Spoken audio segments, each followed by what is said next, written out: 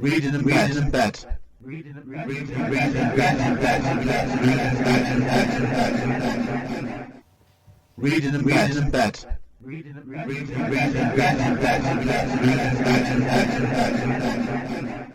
Well, Amanda, this is something different tonight for reading in bed, isn't it? Yeah, I'm on the moon and you're on Saturn. Yeah, it's an interactive one this as well. Let's try it out this month, guys and girls, because what are we doing, Amanda? We're doing reading in bed, but Reader. we're in different rooms. Yeah. On Zoom. Zoom. Yeah, that rhymes. Different rooms on Zoom. Yeah, it does. Didn't actually have your next poem sorted out then, isn't it? So yeah, you know how much I love rhyming poetry. Not right. Now, everyone was wondering what we're doing tonight. Why we're doing this today this way. Need to do a bit of clarification. Because obviously, one of the podcasts I do, Spoken Label, that is done usually exclusively on Zoom. And we thought we'd try it out today, because usually when we're recording it, we're usually recording at some device on my laptop.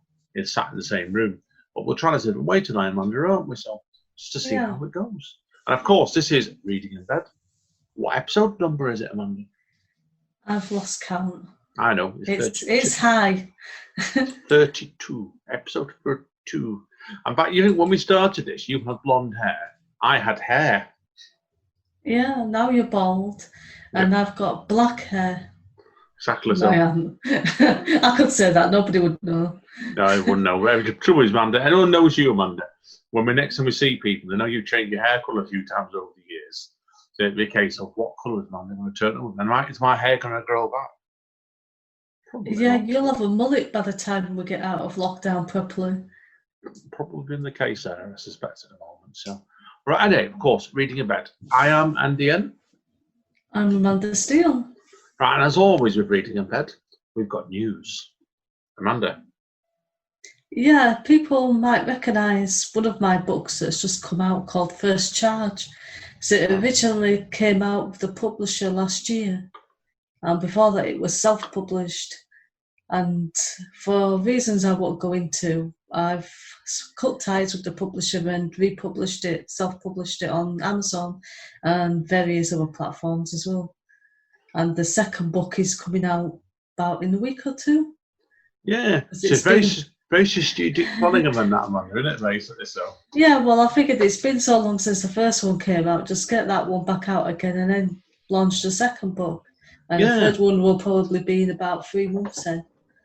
Yeah, obviously, like, for people that are interested in it, what is First Charge about? It's about a girl who's 15 and she just happens to be descended from mermaids and she has an important destiny to save the world. So no pressure. Not really, no. Now, what's the second book called in this series? It's called The Takeover. The Takeover, yeah. Now, that was wrote, last year mostly, wasn't it? Yeah, I just did the final edits when I realised I'd be bringing the first book back out again. Yeah. Now, you're on the third book at the moment as well, aren't you? So you're working on the third book at the moment. Yeah, I'm halfway through the first draft. So it could be anything between 3 and 6 months before it comes out. Now, do you have a title for the third book yet? No. That's what the title's called. No. No. Very short, decisive. Yeah. Advertising. Maybe with an exclamation mark at the end of it, like no. No, you do like 6 zeros. No, that's what you mean. Yeah, that'll fill the cover up then, boring. Yeah, well, people decisive title. You won't make people doing 6 O's after it. No one like so definitely. But anyway, seriously, okay. We've also other news in Amanda as well, don't we?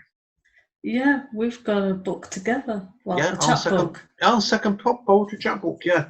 Following on from Reading in Bed then. Run Away With Me in 7 Words we brought out 9 months ago, basically, wasn't it now? So yeah. We've done a sequel. And the plan was originally going to be doing Run Away With Me again in 8 words. But obviously we've been locked down for a couple of months. We've been slowly working on a joint book, chat book together in Monday, haven't we? So, and what's that one called? It's called The Lockdown Was All We Could See. Where did that title come from? It came from your book, The Streets Were All We Could See. Yeah, the last poetry for a lot of my fun. And where did that title come from? That came from a song by Dakota Sweet, actually, with The Streets. It's a very similar look. All the streets were all you could see, so it's quite similar. Just I like the imagery behind it. I'm doing it as a lockdown thing. It's basically like it's almost like a book in it. Basically, it's like the way you write when we were stuck behind doors, basically. And most of my pieces were looking at things outside, the way life is moving along around us, like a track book, yeah. But we did what? How many poems was it again in the book? I've completely forgotten. I think there's a total of 17 in there.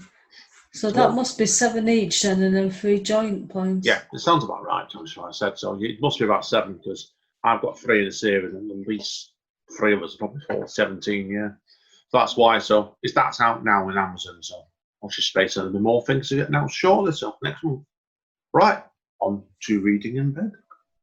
Now we've got 6 books today, guys and girls. Yeah, because we haven't done a joint book together this time, Amanda, have we? So no, we've gone our own ways. Yeah, not quite that way, but yeah, we've stuck to our own topics this time. So now, what we're going to do today is, I think I'll start. Amanda, are you okay if I do the first book? Okay. And then, basically, I do the first, you do the second, and we'll let you finish off the podcast with the 6th one later. If that's okay. Yeah. Right. Okay. My first one is about police. The police. Okay. Yeah. My dad gave me this book a little while ago, and it's still quite radically in print. It's wrote by a police gentleman, who's A-lister, that's David Copperfield, not the magician, right? Yeah. But it's called Wasting Police Time. What do you want first? The blurb. Okay, this is the #1 bestseller about law and order that the government lied about. Wasting police time is a hilarious and shocking truth about Britain's criminal justice system. Ever wondered why you can't find a policeman when you want one? PC David Copperfield has the answer. We're all inside the station, writing reports, photocopying, stapling and filing, when they're not getting caught up with the squabbles of Kaylee, Dwayne, her ex's ex, his sister's boyfriend's mum, and that slag that sent them all a nasty message on Facebook. Wasting police time is PC David Copperfield's insider's diary of life as a modern-day British copper. It is the first book to spill the beans about the way senior police officers waste our money when they fiddle with crime figures and scramble the bogus hope of his targets. Copperfield is dryly sarcastic and biting about his bosses, the criminals he deals with, the judges and the politicians who have allowed our streets to collapse into chaos while they live in fortified houses and are driven around by armed police. The book is so close to the mark that policemen, as Tony McNulty announced it in the House of Commons, are more of a fiction than Dickens. But then had to admit he was wrong with us on PC's plan around. That's it. Okay. Yeah, so was it an hilarious book then, as it claims to be? It was eye-opening. Yeah. That's the best way to put it to you, don't you? It showed how the government impends serious police work by means of bureaucracy and political correctness, with fluffy science thinking the tick in the box of it a variety of obscure political targets. What do you reckon? I don't think you look very impressed. I don't know I can see you, but I can see you on Zoom as you was reading the blurb, and you didn't look impressed. No, not really, no. I'm going to read, I've got the book on the side of the room, I'm going to grab it in a second. So you can see organised now. I want to read a bit out of this book. But I found it a bit bizarre, really, because the book itself, he received a ton of critical reviews highlighting the fact that most of the crimes he handled were committed by what he calls the underclass. But it was a funny book because he's got big scenes in the book where he describes houses some of the customers as priceless, with broken fridges lit in the front yards and occupants do waste using name for expensive satellite TVs and stuff on it, and waste police time of observed tech messages they received of their friends and family, all while real burgers are brewed in purity. And I thought, what? Yeah.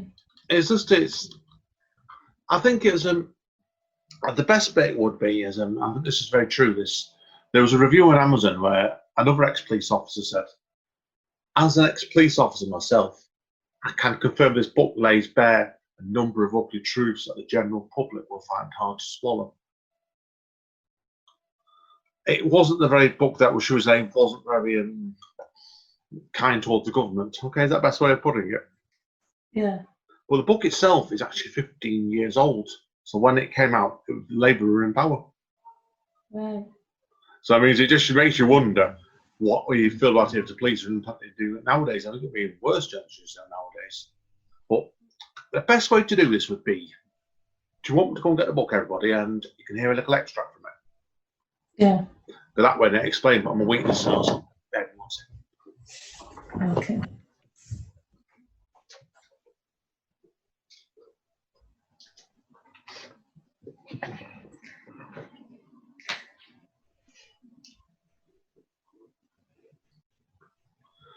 Hello again, guys. Sorry about that. I meant to have this book to hand then. Okay, right. The section of the book I'm going to read is called Chasing People. Okay, are you ready? Yeah. About 3/4 of the page. Okay. It's rare that I get to chase people anymore, which is sad why I joined in the first place, to be honest. By the time a call comes in, it's routed to the nearest unit. The offender is usually long gone. Nowadays, I'll just turn up my briefcase and take a statement. To be honest, we usually know who we're looking for in most cases like domestic violence or when the victim and offender know each other. So there isn't really the incentive to go charge through broken windows and offences anyhow. However, I still occasionally get the chance to go running after somebody, and the other night I just did. Some lunatic has smashed a window of his local and then gone on the run. The landlord gave his name and a rough idea where he lived. As luck would have it, I dealt with the same fool last week and knew his exact address. These people tend not to be criminal masterminds, so you usually find the place they've got on the run to their house. Working in this area, my colleague Kate and I rushed around. I bet his missus answers the door, looking like we just woken her up, said Kate. Sure enough, she stood there on the doorstep, yawning and rubbing her eyes like a very B-movie silent B-movie actress. I don't know where he is, she said. I've been asleep the whole time. Then we heard the back door slam. I excused myself and legged down the entry. I didn't catch the offender, of course. I just got a glimpse of him running through the fence at the end of the garden. It was good fun calling out to him just to give himself up and shining the big torch in people's back gardens, jumping over walls, that kind of thing. It's funny in circumstances now how common the sense departs and the enemy left his hunting instinct. Having missed him, I'll have to change tactics. I think I'll pester his wife into giving them up. I'll knock on the front door loudly at 8 o'clock every morning when I'm on day shift and at 9:45 at night when I'm on nights. You may be wondering why I don't go around at 5:30 or 11:45 at midnight and really inconvenience them. Well, you won't be surprised to know it's actually against force policies to do that. Routine arrests can only be made between 8 a.m. and 10 p.m. You probably won't be surprised even when I tell you that by force is determined that arresting people outside those rights contrary to the Human Rights Act. Under Article 8 of the Human Rights Act, which contains a right to private life. Despite the obstacles to being arrested in, most of the time, probably going to see the police officers. I'll allow him a week or so to give himself up, or calling his employer and telling him I want to speak to him during working hours. So he either talks to me next week or loses his job. I don't suppose I'm allowed to be this even technical. I don't want to swear, but it sounds a bit of a beep. Yeah. What I had with this book was, and this is the weaknesses, okay? It got very repetitive. And what it came from originally was, it was originally done as a blog.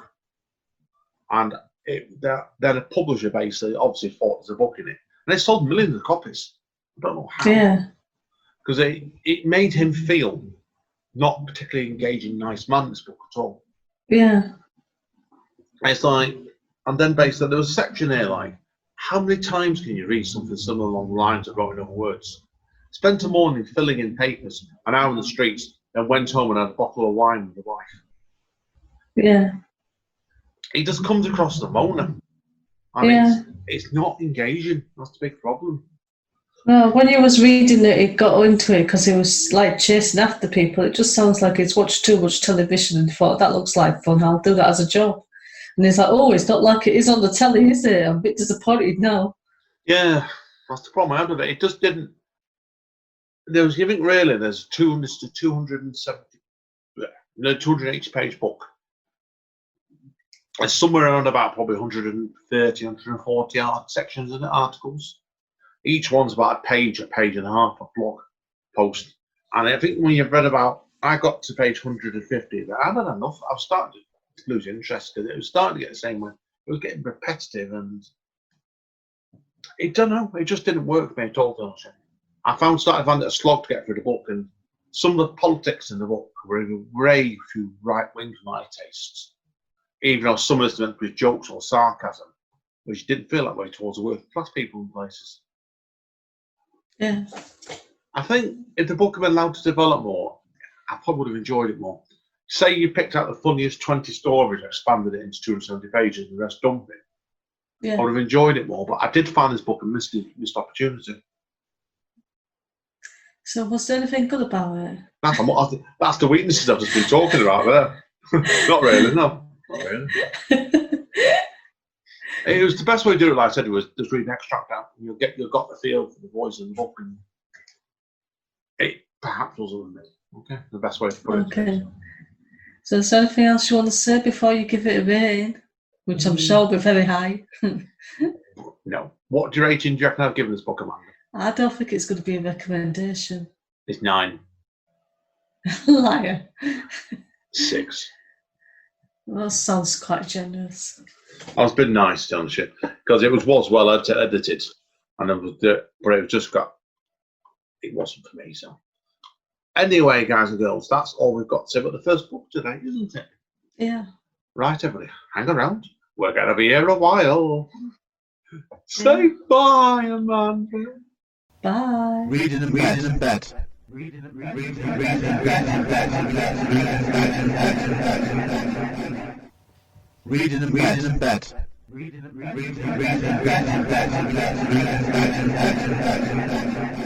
Hello again, guys and girls. Welcome back to Reading in Bed, episode 32, with Andy and Amanda Steele. Right, Amanda. Over to Amanda now for part 2 for her first book of the month. Okay, so I read a non-fiction book called Outraged, and it's by Ashley Dotty Charles. Okay. We got the blurb? Yes, Yeah. please. We're living in a postmodern utopia of sorts where, thanks to our resolute predecessors, we've checked a bunch of items off our outraged shopping list. Slavery, abolished. Apartheid, not anymore, buddy. Women's suffrage, nailed it. But what do you do when you keep winning your battles? Well, you pick new ones, of course. Ours is a society where many get by on provocation, the tactless but effective tool of peddling outrage, and we all too quickly take the bait. If outrage has become abundant, activism has definitely become subdued. Are we so exhausted from our hashtags that we simply don't have the time or energy to be outraged in the real world? Or are we simply pretending to be bothered? There is still much to be outraged by in our final frontier, the gender pay gap, the racial bias, gun control, but in order to exact change, we must learn to channel our responses. Passionate, funny and unrelentingly wise, this is the essential guide to living through the age of outrage. Okay, what made you want to go with this book? It was on Pigeonholed. Ah, right, yeah. Continuing doing some of the non-fiction books as well as fiction books that they have on there. Right, yeah, that's so. Okay, so what drew you to this book and Pigeonholed? I'm not really sure. I sort of agree with some of the points, I think. And then this is written by a woman that describes herself as a gay black woman, so she kind of ticks all the boxes. So whereas if I said some of the things she was saying, people might tear it apart and say, you know, you've got white privilege, you're being racist. But it's like if she says it, then obviously she can't be racist because she's a black woman. Yeah, no, I get it completely. So, okay, do you want to go into the strengths of the book? Yeah, I think it was interesting. She had, I think it was 10 chapters because it was in 10 staves and each one was a different chapter. And she delved into stories. Like, I don't know if you've heard, there was a woman called Rachel, I've forgotten her surname, in America quite a few years back. And she was posing as a black woman and it turned out she was actually white. Oh dear. And why did she do that? And did you know? I think she had mental health issues. And she said she identified as black, and she actually, from the sound of it, did a lot of good work to identify issues that affect black people and try and bring changes about and activism and things like that. So it sounds like she actually did a lot of good work. Rachel Dolezal, is that lady? Yeah, that sounds about right, yeah. So when she got outed, it was all over the papers and everything, and everyone was outraged, and all the good work that she'd done just seemed to have been undone. But the interesting thing was, in this book by, I've forgotten the name, Ashley Dotty Charles, she delved into it and found out that while all this publicity was being given to this Rachel, there was actually a few people in a certain police station who had been arrested, black men, who had died in strange circumstances, and not much had happened to investigate it or been publicised. So people have been outraged about this woman and not outraged about people dying, which is probably slightly more important. Yeah. And I get it completely with that. Yeah, it is definitely so. Now, what do you think of the strength of this book then? Is it really good? Did you find it really engaging as a book? There were a couple of things that she went on too long about, like once she'd made the point and then like she'd referred back to it in another chapter. And it's like, it could have probably been a little bit shorter, but I think some of it was just padding. But it was only 176 pages, so it's not too long. I think any longer, and I think she'd have just been like dragging it out. Yeah, 170 pages, like I said, isn't a particularly long book itself anyway, really, is it? So, no. It's, I think sometimes you ask yourself, don't you, when you get to that length and you think she might have padded it, would it have been a novella, really, in the first place? In some circumstances, I think it would be classed as a novella. It just depends on what people class as it. Different people have different versions of what a novella is. Like my ex-publisher would have classed this as a novella. Yeah, I think so as well. That's interesting. Interesting indeed. So, okay, is there anything else you want to talk about, strengths-wise of this book? Yeah, there was another case as well that she goes into. I'm not going to mention all the cases, but the other one was there was an H&M promotion a few years back, and they'd had like animal hoodies, and they had all the kids in these different animal hoodies, like tiger, lion, stuff like that. And there was a monkey one, and it just so happened that it was a little black boy that was wearing the monkey thing, and I don't think it was done on purpose. And it had something like "Get your cheeky monkey to wear this" or something along those lines. And that sparked a lot of outrage. I bet it did as well. And I think people were boycotting H&M, and I think it was probably just an accident from the sound of it, but it's just what people choose to get offended by. Yeah, I think sometimes you can do quite easy, can't you? So things like that, get it straight on. I don't think there was anything meant by it. I don't think they thought we're going to make this kid wear it and we're going to call him a monkey and be racist. It was just very badly thought out. Yeah, definitely that one. So immediately, so right. Is there anything else we need to touch on before we go on to weaknesses? No, not really. Okay, well, on to weaknesses then. The other weakness is that it was dragged out a little bit in some parts and it got a bit repetitive. Yeah, it sounds like it's a bit like my book, really, wasn't it? Because sometimes when you read that book, the two books like that sort of thing, if you do quite a short book, it's how you spread them out sometimes. And it's like you said, it can end up being repetitive, dragging it out. Yeah, that sounds like happened here, basically, doesn't it? So, yeah. Did you enjoy it otherwise, really? Yeah, I agreed with quite a lot of what she said. It felt a bit refreshing to actually hear someone say the kind of stuff that you feel you can't normally say, because otherwise everyone will jump on you. People tend to skim posts when you put something, and they jump to a conclusion and don't read the whole thing. Yeah, sounds like it there. Straight but interesting. Okay. Do you want to go on to the marking now, or is there anything else you need to say? No, I'm going to give it a mark. I'm giving it 8 out of 10. And the only reason it loses marks is because of being dragged out. Yeah, 10's a good mark. It's a good mark, 8 out of 10. So, excellent stuff. Okay. Should we conclude part 2 now, Amanda? Yeah. And we're going way out west next, aren't we? Oh, we're going horse riding. There's plenty of horse riding in this next one, that's for sure. So. Well, I'm going to say, not perhaps where some people are friends with Dirty Minds. There's plenty of horses in this next one. Certainly so.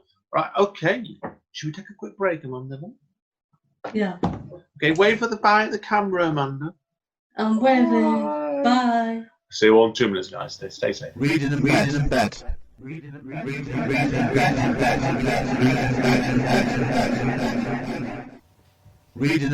bet. Welcome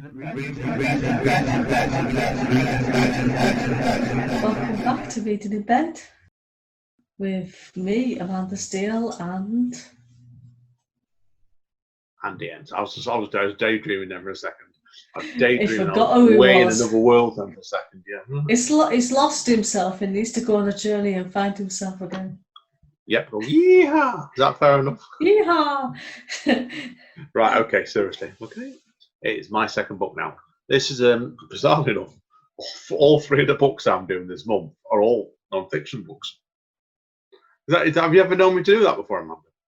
No, it's definitely different for you. Yeah. Well, the second one's no poetry this time, either. No, there isn't actually. We'll do one next month, definitely poetry, because there's a friend of ours who's got a book out shortly, hasn't she? So we'll be doing that one, I think. But the second one I'm going to do is a western actually, and that's people know I like westerns. Okay, this one again has come from my dad actually, bizarrely enough. So, but this one's by a writer called D. Brown, who was died a few years ago, but was a known historian in the West Side. I think so. A lot of D. Brown's books were actually non-fiction rather than fiction. So that's why this one's another non-fiction book. I know D. Brown from a book called Bury My Heart at White Knee, and that's upsetting book that is. Because that covered, I think it covered 100 years or so, and the way the traditional Indians were basically hounded by the white man in America. And that's an incredibly powerful book. But I'm not going to review that book because that need a full episode. The one I'm going to do today is a book called Showdown and Little Bighorn. Tell me if you've heard of this story, Amanda, okay? When I read the blurb out to you, okay? Okay. On Sunday afternoon, June the 25th, 1876, General George Custer and 264 of the US 7th Cavalry engaged against more than 3,000 warriors of the Sioux, Passarella, and Cherokee nations and were killed in an ensuing battle. Acclaimed historian D. Brown traces the events of the day and the weeks before through the eyes and ears of 17 participants from both sides, including natives, scouts, soldiers, and civilians. Why did Custer divide his forces? Why did he not take his regiment's Gatling guns? Why did he expect Sitting Bull to surrender that fight? How did Sitting Bull's vision of the Sundance on the Rosebud foretell the occasion of the outcome battle? How did War Chiefs Crazy Horse and Gal take advantage of Custer's tactical errors? And why did they preserve Custer's body's mutilation? Showdown Little Bighorn answers these and other questions, telling the story of the fight from many points of view, based on reports, diaries, letters, and testimony of the participants themselves. Together, the accounts provide a gripping narrative of the printed expedition gone badly awry, an assemblage of native peoples whose force told the while the Army's domination of the northern plains. I've not heard of that. Yeah, it's not probably because I grew up knowing about it. It was an interesting one because before I go into the strengths, if you know your Western history, it showed the arrogance of the white man. Basically going in there with 265 soldiers thinking they would surrender straight away. And there's 3,000 armed Red Indians waiting for them. You tell me what's going to happen. Nothing good. Guess what? Nothing good did happen, right? So, right. So, what do you want to do first of all, Amanda? I do the strengths first. Okay. Like I said before, I know D. Brown for his previous book, Bury My Heart at Wounded Knee, which is a sickening and tragic book of the way the Red Indian way of life was ripped apart by the white man in the 19th century America. That is a book that I can't remember the ages I've read it. I think it's close to 500 pages. It covers countless generations, countless people's stories. Showdown Little Bighorn tells a story in 6 weeks where an arrogant captain leads his men to slaughter against Indians. Now, the tone of this is different because the other book is based on you're covering such a big a topic. You know what I mean? It takes a lot more, information. Yeah. This is basically one where the book itself is only a small book. It's about 200 pages.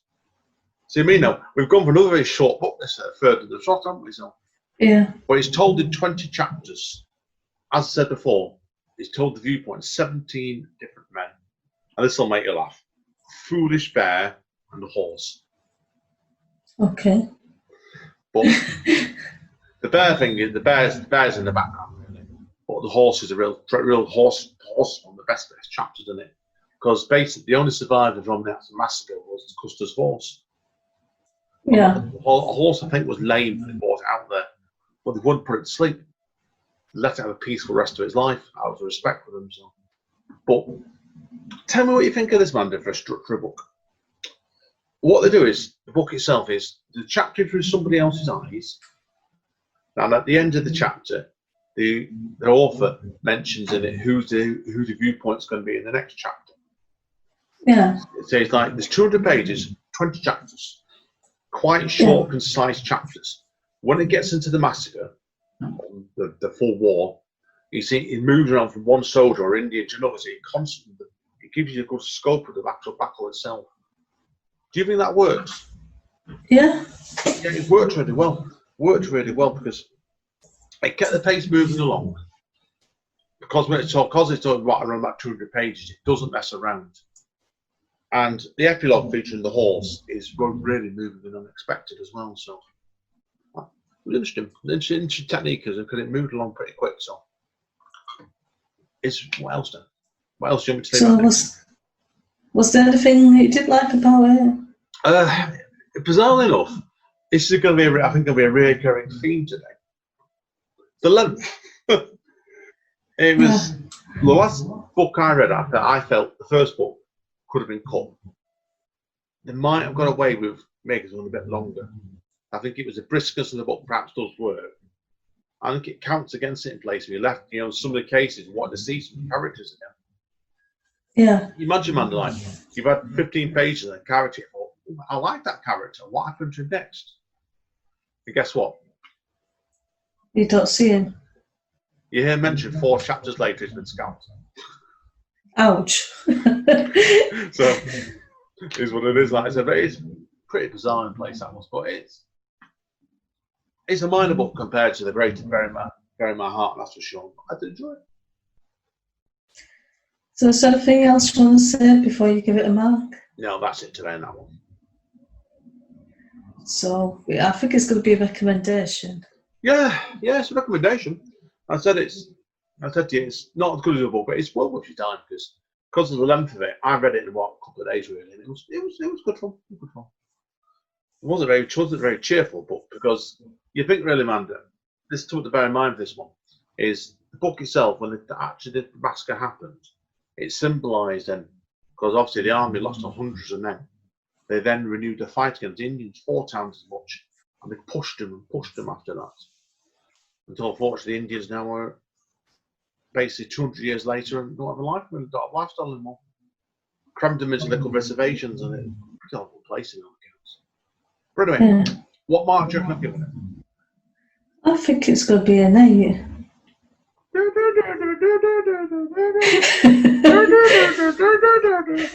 8.5. Right. See, I was close. You were close. I was going to give it 8, but I'm just being awkward. I see 8.5. I know. I thought, no, I'll be giving it 8.5 just to be awkward. So anyway, guys. Typical man. Oh no, awkward as always.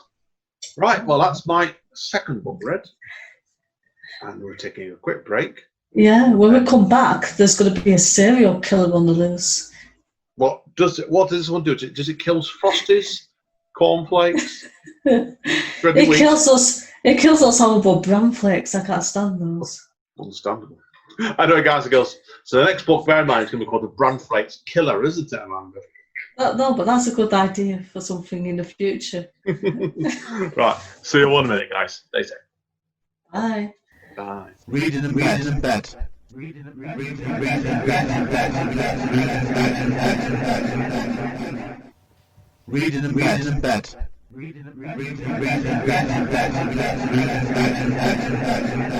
Hello again, guys and girls. Welcome back to Reading in Bed, episode 32, with Andy M. And Amanda Steele.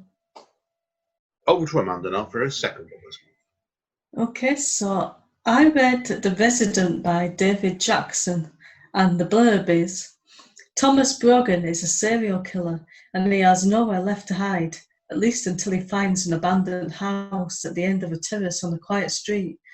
And when he discovers he can access 3 other houses through the attic space, the real fun begins. Because the one thing that Brogan enjoys even more than killing is playing games with his victims. And his new neighbours have had more than enough dark secrets to make his game the best one yet. Oh. Okay. What drew you to this book? Okay, so this was another pigeonholed one. You know pigeonhole books? I know, because obviously I don't have enough books of my own, do I? Not in the slightest, no. Mounting up while I keep reading these 3 books. But anyway, I quickly started reading this and found myself wishing I'd written it myself. Oh, was it one of those sort of books? Yeah. I was in awe of this author. I actually asked him for the reading extracts one, if I could read an extract of his book, and he totally blanked me. But if for some reason he's not listening, I don't hold it against you. And if you do want me to, get in touch, because I do love this book. Yeah, but bear in mind, normally that mean automatically 2 out of 10. Right? But we're not that cruel, okay? So no, I'm not bearing any grudges. Okay, Amanda. Give us the blurb then, first of all. Oh, you did the blurb. I'll give you the blurb. Yeah. So anyway, it starts off with the main character Thomas Brogan fleeing from the police after he's committed murder. He then assaults a police officer and escapes to find the empty house, like it says in the blurb, and he soon discovers that he can get to the other houses from it. I can't quite remember why he went in the attic in the first place, so I'm sure there was some reason to explain it, and I've just forgotten it. And then he can spy on people. He can hear people through the houses, but in one house there's like a tiny little hole in the ceiling where he can see through, but they don't know that he's watching them. It just so happens to be above the bedroom, so he gets to see a lot of bedroom action. Ooh. Go on, seriously. Go on. Yeah, so what the author's done is he's done something that could be quite risky, because normally in serial killers, you see it from the point of view of the person that's either going to be killed or their family that's trying to get justice for someone that's been killed. This is from his point of view all the way through. Yeah, that is a bit different, isn't it? Yeah. Yeah, what really worked about it was the fact that he seems to have like an inner voice, whether it's schizophrenia or just some sort of mental illness. So he has a lot of conversations in his own head with this inner voice that wants him to kill people. And it was very dark and twisted than my sense of humour. Well, we know your sense of humour is very dark and twisted anyway, right? Yeah. So. And just when you're starting to think, like, turn against the killer, and because it's amusing for a while, it goes into a backstory and shows when he was a child and all the things that happened to him, and you'd feel sorry for him as a child, but obviously when he grows up and becomes an adult and starts murdering people, you feel slightly less sorry for him. Yeah. Some people have bad childhoods and they obviously don't turn into murderers. No, I get it completely. Oh, good grief. Yeah, completely with that. So, and my favourite part of the book was when he refers to a previous murder where he killed a couple and he swapped their heads around. And I was just like reading that, thinking, God, I wish I'd have thought that. It's like, why have I never thought of that? Probably because I'm not that twisted. Yeah. Anyone's wondering today why he's put an 18 warning above the top of this podcast? It's like, I've never come across this in any books. It's like, it's definitely a new one. Yeah. So he's obviously killed them, chopped their heads off, and then put the man's head on top of the woman's shoulder and vice versa, which is an interesting concept. He's a cheerful gentleman, this one. Yeah. That's a show of it, so. I think it was an entertaining book, and there was quite a bit of suspense because you don't know when he's going to kill his next victims. And without ruining the ending, I think it ended the right way. I think if it had ended any other way, it probably would have been wrong. Yeah, no, of course. How long a book was it? I have no idea. Yeah, no problem. It was read over 10 parts, over 10 days. Oh, 10 days and so. Well, did you feel then, okay, the best way to prove it then, when you read it over 10 days, did it feel like quite a chunk to get it through every day, or did it feel like quite a bit of reading every day? Probably between 30 and 40 minutes a time, but I think I read slower than most people. Some of them read it in like 20 minutes. Yeah, it sounds like it's a couple 100-page book then, basically, doesn't it? So, yeah, that's fine. Yeah. That's fine. Okay. Right, okay. Is there anything else we need to talk about strengths-wise before we move on? No, I think I've covered everything. Okay. Weaknesses? Is there any? No weaknesses, apart from ignoring my requests for the reading in bed extracts. Yeah, well, but it that won't costs count them- against him. That counts in the marking, of course, doesn't it? Right, so. No, it won't. I'm not going to be bitter and hold a grudge. Fair play. Now, what mark you give us out of 10, Mandy? I'm giving it a 10 out of 10. Ooh! Ding dong! Ding dong! 10 out of 10. Oh, blimey. Now, see, now the big question is, will we get any more 10 out of 10 for the Program Villages? You'll have to keep listening. Keep listening, yes, because next is we're back in time again. Next issue. Next issue, Park is me again, and I'm back on the war path again. Sorry, guys and girls. Very chill. You've been through the wars, haven't you? Well, this next poor family have gone for the wars, and we'll talk about next. So. Anyway, okay then. We'll take a quick break then, won't we, Amanda? Yeah. See you 1 minute, guys. Say bye, Amanda. Bye. Reading in bed. Reading in bed.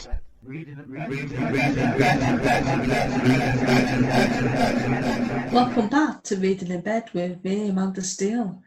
And Ian. It's my turn. You come back from the war. Oh, well, I'm in the war now. I'm going to drag you all in the wars now on this one. This is the book actually. It shows you, like, I've been a member of Amazon Prime for some time now. And where do you get some of your books from, Amanda, when you're on Amazon Prime? Prime Reads. Yeah, well, you've got me under Prime Reads now, Shaz. I've been on Prime for a while. I don't think it's a problem, but it makes sense. I start looking at them every month. So, and last month, man, was quite nice, really, because we had 2 books, didn't you? You could pick out a list. Yeah. Well, one of the books I went for, and the other book we'll do next month, is a non-fiction book. So I've done 3 of them in a month I've got here. So this one's by a Dutch journalist who sadly just passed away, actually. Well, sadly enough, just before the book came out in England. So it's called Alexander Münninghoff, and the book is called The Son and Heir. And the Heir is spelled H-E-I-R. That's the German spelling, you'll see. Okay? Now, yeah. What do you want first, Amanda, to know about? Blurb. Okay. What can a son say upon discovering that his father wore a Nazi uniform? Reporter Alexander Münninghoff was only 4 when he found this mortifying relic of his father's recent past in his attic. This shameful memento came to symbolise not only his father's tragically misguided alliance, but also a shattered marriage, and ultimately the inconsolable separation of mother and son. In his revolutionary memoir, the author confronts his parents' complex past as he reconstructs the fortunes and disillusions of an entire family upheaved during the changes of 20th century Europe. The Münninghoffs were driven by greed, rebellion, and rage. In a battling dynasty, they were torn between the right and the wrong side of history. Their saga haunted Alexander's life for the next 70 years. Only in reconciling with them can his man find the courage to move forward as son and heir to the startling legacy of a flawed yet grand tradition. Yeah. So, what are the good points of this book? This is a difficult book to read. I'll be honest with you straight away. Yeah. Yeah, it's not down to the fact was it had all the like stuff you things to read about the Second World War and stuff like concentration camp. Didn't. It was because Richard wrote in Dutch and it was translated into English, and it was quite a difficult book to read because of that. But it was written by an award-winning Dutch journalist, Alexander Münninghoff. The book starts off him as a 4-year-old in 1948, discovering some of his father's war memorabilia in an attic. Like, for example, his old SS helmet, and the reaction of his family when he walks into the room there in the house wearing it. You know, in the family's face, Amanda. He obviously digged on the attic, found it, a 4-year-old walks down. And it sets things up for all kinds of trouble, this does. Because Alexander's grandfather, Jonas, known as John, he left his native Netherlands for Latvia, where he built a business empire when he was younger, makes all kinds of connections to the political, to decidedly shady, become one of the richest men in the country in the process. And marrying a Russian woman, I have a daughter and 3 sons, one of which is Franz, Alexander's father, and the main focus of the story. So it's like, it's based the book, the main focus of the book covers on after France in the war and the turmoil in the family when they're forced to flee Latvia as the Russians approach it back to Holland, where the background of the family comes from.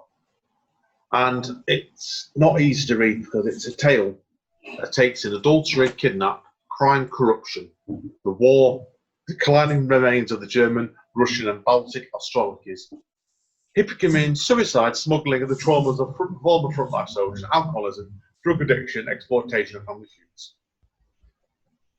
Well, all the good stuff then. Yeah. So, like, that was like, there's a lot, and it's also as well like his mother, Alexander's mother, was treated dismally by the father, and eventually he abandoned her. She was the victim of pretty awful behaviour by Joan, and they're just playing hard with France. And so the young lad gets kidnapped with his mum, basically, brought up by a woman that was told his mum and he knew it wasn't. It's like, the first half of the book set in the aftermath of the Second World War. It then starts moving more slowly forward. It's a funny book because there's a lot of scope in it. There's a lot I could ask about my dad, the way it meant to people's lives were in the Second World War. You think it makes you realise how lucky we are in some ways, because back then, if you're growing back territory, you've been, stab each other back all the time, wouldn't you, to try and survive? Yeah. And this was a family that were having to go at each other all the time. It was pretty horrible stuff it was they were doing to each other. It wasn't easy to read, that's for sure. So, is there anything else you want to tell about this book? The weaknesses, if you've not covered them already. I don't know. Well, there's certainly not a lot of healthy relationships described in this book. There's much strangeness as well. It was a bit like, have you ever read much Franz Kafka? No. It's a bit like one of his novels, all the grotesqueness of the family. And all the main characters are definitely lonely, fucked up, and they're manipulated or just treated individually desired ends. And it was a very, very strange book, and that it was. But I found it as a weakness. It's very rambling. And although the events are quite painful in the author, the writer seems almost detached from it. Do you know what I mean? Where it's like, you don't feel like he's just putting the facts down. I don't feel there's enough emotion in it for me. That's why, and there's no real sense of his emotions and what his response was to life events. And then, I found it a bit weird where there was a scene in it where he spent several pages in the book recounting every manoeuvre of a game of toy soldiers played when he was 7. I don't know why he put that in there. So, Filler. Yeah, filler. But then there was also, again, you had the other side of the coin. When he had, I think it was 3 children by him and his wife. 2 of them died very, very young. You would have expected more about that in the book, but that wasn't really touched on. I felt a bit strange as detached. So. Yeah. But anyway. Okay, Amanda? So do you want to give it a mark out of 10? What do you think I'm going to give it? I don't know. I'm on the fence today. I'm going to give it a 7.5, okay? Yeah, so it's a recommendation then. Yeah, it wasn't an easy read. It really was. I admired it probably more than liked it, truth be told. It definitely was better than The Wasting Police Time book. I admired him on it. And I felt myself, he'd gone through a lot in his life there, truth be told. It made you realise how lucky you can be in your life sometimes, that situation. So I felt for him, really, to be honest with you. 7.5 out of 10. Okay. Okay, now that's all I've got to say about the book, Amanda. Should we go take a quick break? Yeah. Well, when we come back, everything's going to go a bit supernatural. Right, okay. That's a good clue, okay? See you all in a minute, guys and girls. Take care. Stay safe. Say bye, Amanda. Bye. Reading in bed. Reading in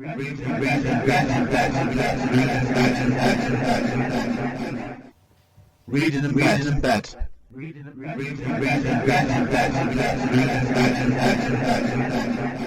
Hello again. Welcome back to the concluding part of episode 32 of Reading in Bed. With Andy N. And Amanda Steele. And this is, of course, episode 32. Over to Amanda now, because she's taken us somewhere into it. Is it like you're doing a supernatural story for us now, Amanda? Yeah.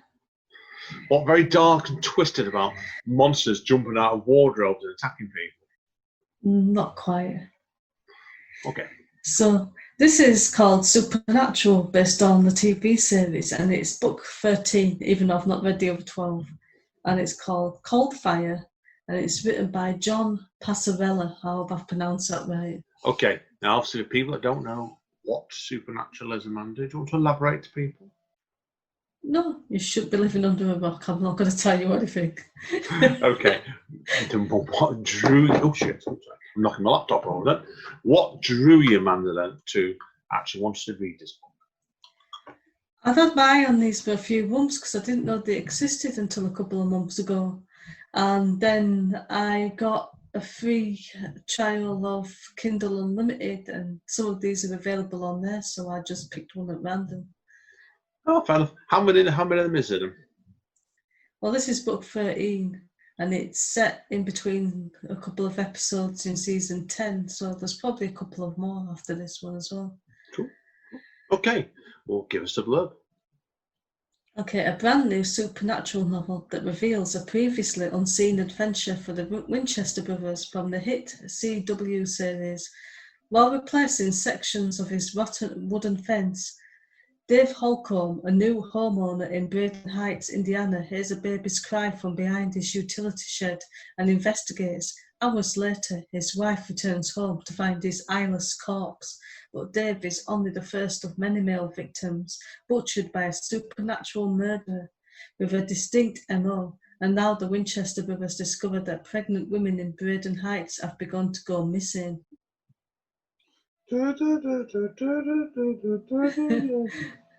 Okay, what I want to know, Amanda, then, is obviously seriously, okay, is how long did it take you to read this book? Was it quite a quick process for you, was it? Less than a week. That's not too bad then, is it? So, okay, so give us the strengths of the book first of all.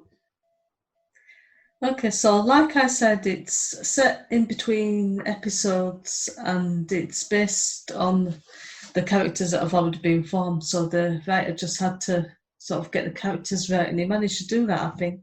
Like you could imagine them. And like the pose as FBI agents, at one point, Castiel was Agent Collins. Phil Collins. Which, as many people will know, he's played by Misha Collins. Yeah, of course, so yeah. That was an in-joke, I think. Yeah, He definitely. introduced himself as Agent Collins. Good one, yeah. And, it's set in season 10. I don't think you've watched this, have you? Did I get you into it before? No, it was... No, so it's... I came along to it for you, was it season... What season were we up to now? 15, are we? Yeah. What was the season that Jack was born then? Oh, God, yeah. 12, wasn't it? Top of my head, something like that, yeah. Well, I first started watching it at 13 and 14 with you then, and we're through 15 now. And I think we're up to episode, we've seen season 6, if I'm correct, originally. Yeah.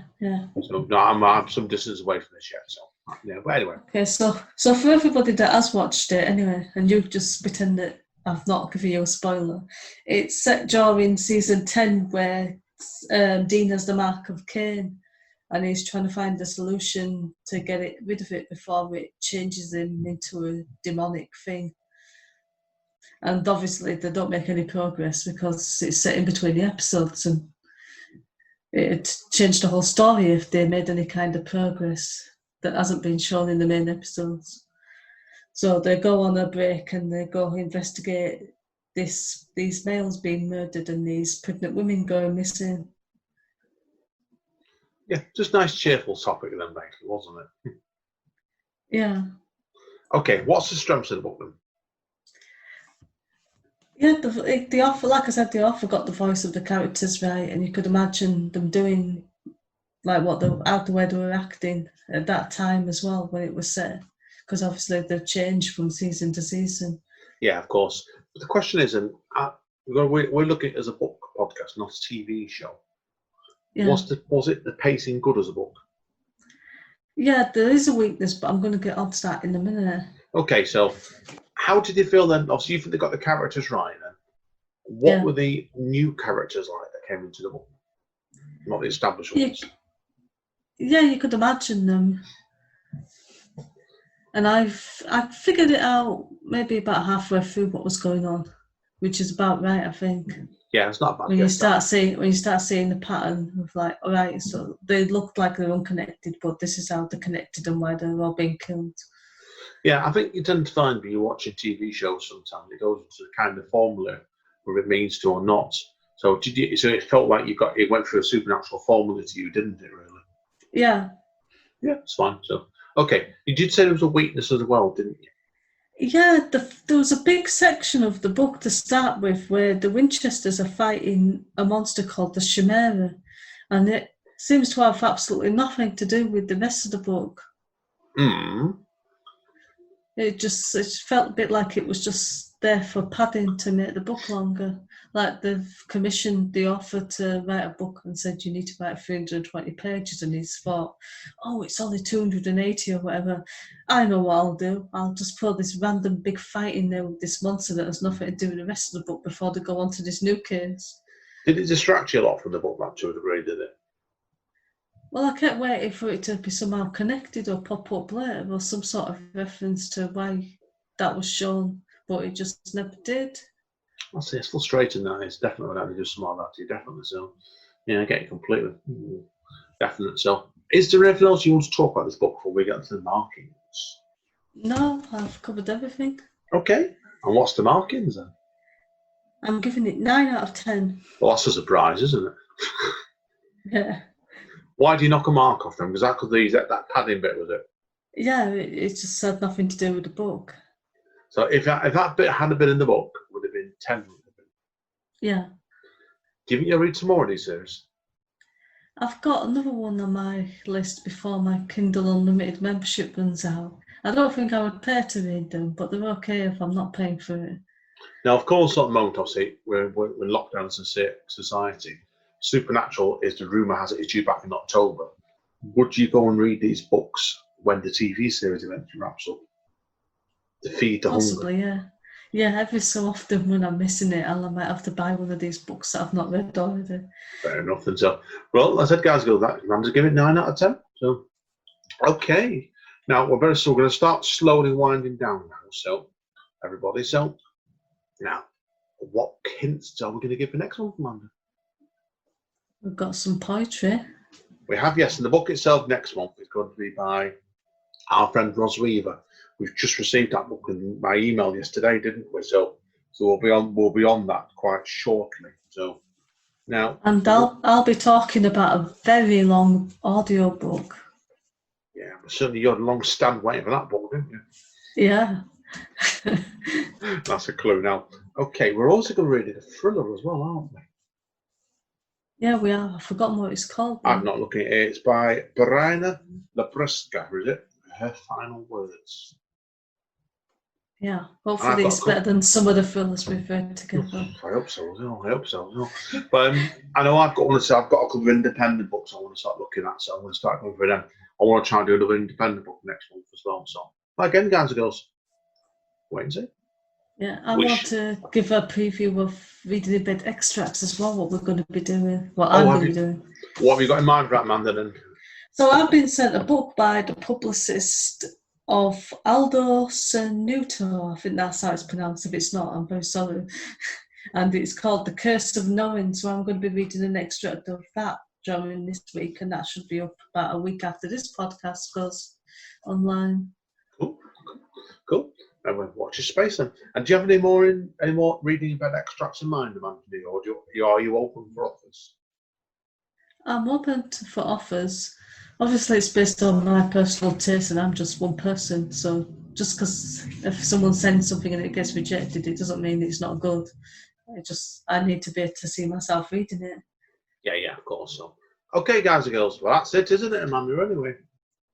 Yeah. Thank you, everybody, for tuning in. Especially quite a long episode again. We've done 6 books. Next month will probably be a bit shorter. Me and Amanda are reviewing 2 books together. There's 4 books next month, Amanda. Yeah. So we look forward to seeing you all next month. Okay. Take care, guys and girls. Stay safe. Stay supernatural. See you all soon. Take care. Bye. Reading in bed. Read and bet. Read and bet. Read and bet.